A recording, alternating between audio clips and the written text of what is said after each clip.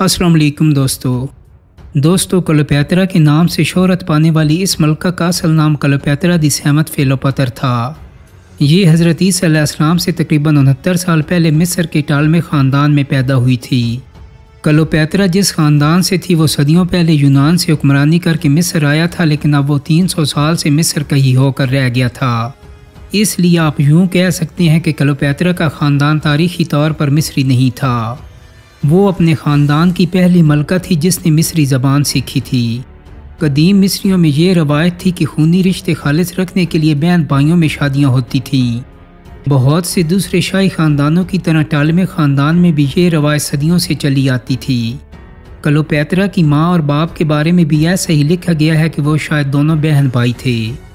इसी तरह क्लेयोपेत्रा ने भी अपने दोनों भाइयों से शादी की जिनसे उसके बच्चे भी थे।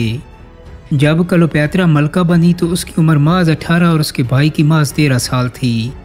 याद रहे कि टालमिक हुक्मरान के मर्द हुक्मरान खुद को फ़िरौन ही कहलवाते थे। तारीख़ में ऐसे सबूत हैं कि क्लेयोपेत्रा के हुस्न के जितने किस्से मशहूर हैं वो इतनी हसीन थी नहीं।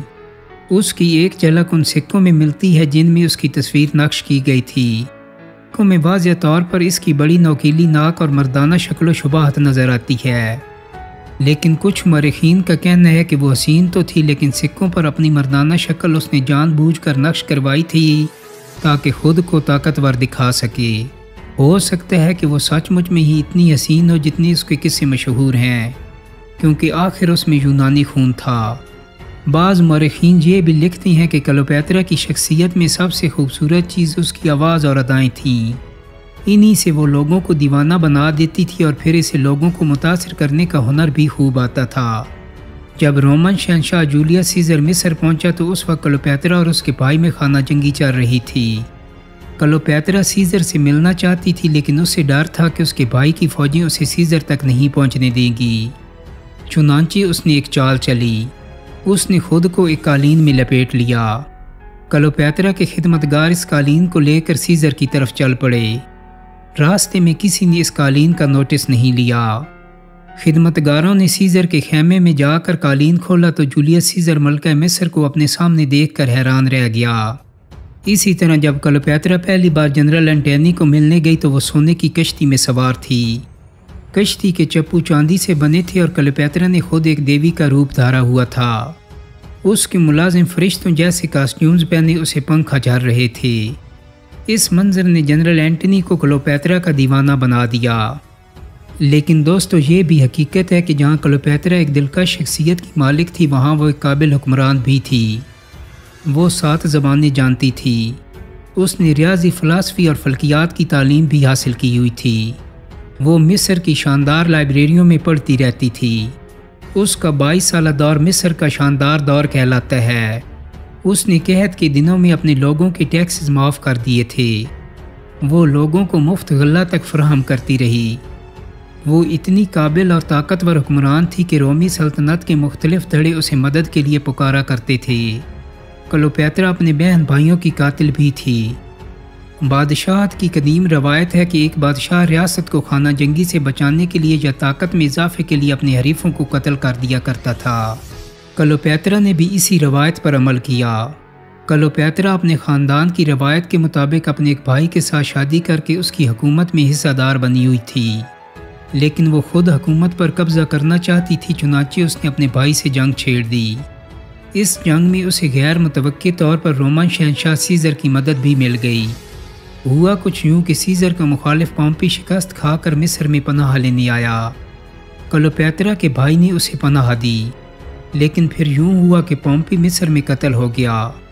कहते हैं कि उसे क्लेयोपेत्रा के भाई ने कत्ल करवाया था। ऐसा भी तारीख़ में लिखा गया है कि वो अपने ही साथियों के हाथों मारा गया था। लेकिन हुआ यह कि जूलियस सीज़र अपने मुखालिफ पॉम्पी के कत्ल पर बजाय खुश होने के मिस्री हुक्मरान यानी क्लेयोपेत्रा के भाई से नाराज़ हो गया। ये क्लेयोपेत्रा के लिए शानदार मौका था। उसने जूलियस सीज़र से इत्तेहाद बना लिया और इसकी मदद से अपने दुश्मनों का सफाया करना शुरू कर दिया। क्लेयोपेत्रा का भाई दरियाए नील में डूब कर मर गया। अब क्लेयोपेत्रा ने अपने छोटे भाई से शादी कर ली और बाद में उसे भी कत्ल करवा दिया। इसी तरह उसने अपनी छोटी बहन को भी कत्ल कर दिया। دوستو رومن ریپبلک کے آخری حکمران جولیس سیزر سے کلوپیترا کا گہرا تعلق تھا۔ مصر میں کلوپیترا کو تخت دلوانے میں سیزر کا مرکزی کردار تھا۔ کلوپیترا اور جولیس سیزر نے شادی تو نہیں کی لیکن وہ اکٹھے رہتے تھے۔ دونوں کے تعلقات سے رومن اشرافیہ کافی پریشان تھی۔ انہیں لگتا تھا کہ سیزر کلوپیترا کے اشاروں پر ناچ رہا ہے۔ کلوپیترا اور سیزر کا ایک بیٹا بھی تھا۔ رومن اشرافیہ کا خیال تھا کہ جب سیزر اور کلوپیترا کی اولاد جوان ہوگی تو کلوپیترا حکومت پر پوری طرح قابض ہو جائے گی۔ رومن اشرافیہ عورت کی حکمرانی کو پسند نہیں کرتی تھی اور کلوپیترا کو راستے سے ہٹانا چاہتی تھی۔ 44 قبل از مسیح میں روم کے سینٹرز نے جولیس سیزر کو قتل کر دیا۔ تاریخ دانوں کا ماننا ہے کہ سیزر کے قتل کی ایک وجہ یہ بھی تھی تاکہ کلوپیترا سے جان چھڑائی جا سکے۔ کلوپیترا مصر اور روم میں فیشن آئیکن تھی۔ جولیس سیزر کے قتل کے بعد کلوپیترا کا روم میں رہنا خطرناک ہو گیا تھا۔ اسے اپنے اور اپنے بیٹے کے قتل کا خدشہ تھا، چنانچہ وہ فرار ہو کر مصر لوٹ گئی۔ لیکن کلوپیترا جب تک روم میں رہی روم کی عورتوں میں اس کی طاق بیٹھی رہی، بلکہ اس کے جانے کے بعد بھی قائم رہی۔ وہی رومن اشرافیہ جو کلوپیترا سے نفرت کرتی تھی، اس کی عورتوں نے کلوپیترا کا ہیئر سٹائل، لباس اور زیورات فیشن کے طور پر اپنا لیے تھے۔ ایک زمانہ تھا جب روم میں خواتین کا ہر فیشن کلوپیترا سے شروع ہوتا تھا۔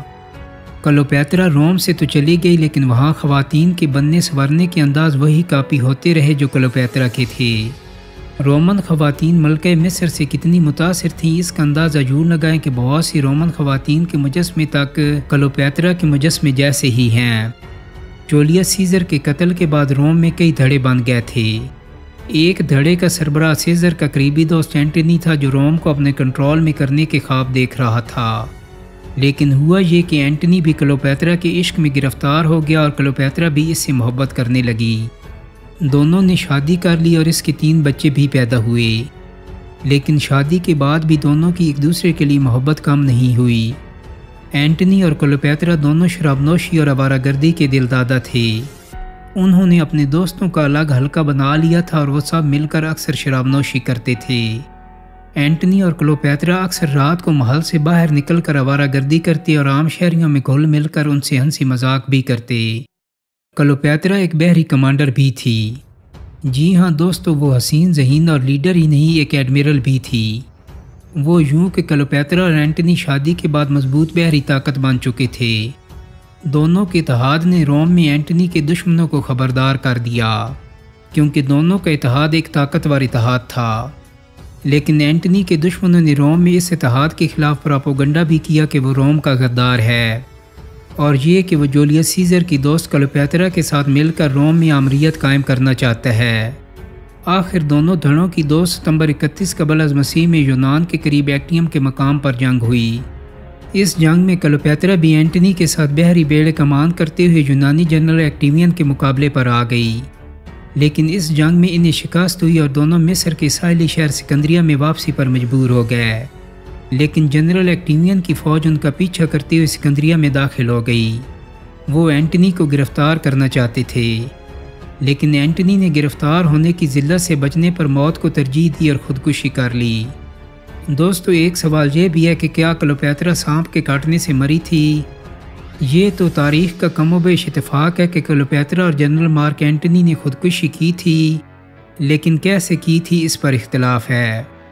ایک کہانی یوں ہے کہ یونانی علاقے ایکٹیم کے میدان میں جنرل ایکٹیوین سے شکست کے بعد کلوپیترا مصر میں کسی خفیہ پناہ گاہ میں چھپ گئی۔ اس دوران اس نے فاتح جرنیل ایکٹیوین سے تعلقات بنائے یا کسی ڈیل کی کوشش کی، لیکن ناکام رہی۔ ایسا بھی کہا جاتا ہے کہ اس نے جنرل اینٹنی تک یہ افواہ پہنچائی تھی کہ کلوپیترا نے اس کی ہار سے دل برداشتہ ہو کر خودکشی کر لی ہے۔ کلوپیترا کے عشق میں مبتلا جنرل اینٹنی نے اس افواہ کو حقیقت سمجھا اور اپنی تلوار اپنے ہی سینے میں گھونپ کر جان دے دی۔ لیکن جب کلوپیترا کو اس بات کا علم ہوا تو وہ احساس گناہ کا شکار ہو گئی، چنانچہ اس نے بھی خود کو سانپ سے ڈسوا کر خودکشی کر لی۔ لیکن اگر غور کریں تو اس قدر میچور، جہاندیدہ اور حکمران ذہن والی خاتون سے ایسی توقع کم ہے کہ وہ جذبات میں آ کر خودکشی کرے گی۔ اس لیے تاریخ کی یہ رائے زیادہ درست معلوم ہوتی ہے کہ اس نے شکست کے بعد اپنا انجام بھانپ لیا تھا۔ اسے یقین تھا کہ جنرل اینٹنی کا ساتھ دینے پر اس کے ساتھ رومی فوج عبرتناک سلوک کرے گی، اس لیے اس نے زہر نگل لیا، جیسا کہ اس زمانے میں بادشاہ یا فوجی حکمران اکثر کیا کرتے تھے۔ کلیوپیٹرا اپنی ایک کنگھی میں مہلک زہر ایسے ہی وقت کے لیے چھپا کر رکھا کرتی تھی۔ دوستو، امید کرتا ہوں کہ میری آج کی ویڈیو آپ کو پسند آئی ہوگی۔ اگر ویڈیو اچھی لگی ہے تو اس کو لائک اور شیئر کر دیں۔ میرے چینل کو سبسکرائب کرنے کے ساتھ ساتھ بیل آئیکن کو بھی کلک کر دیں تاکہ آپ کو میری آنے والی مزید ویڈیوز کے نوٹیفیکیشن ملتے رہیں۔ بہت جلدی ایک نئی ویڈیو کے ساتھ ملاقات ہوگی۔ اپنا بہت سارا خیال رکھیے گا۔ اللہ حافظ۔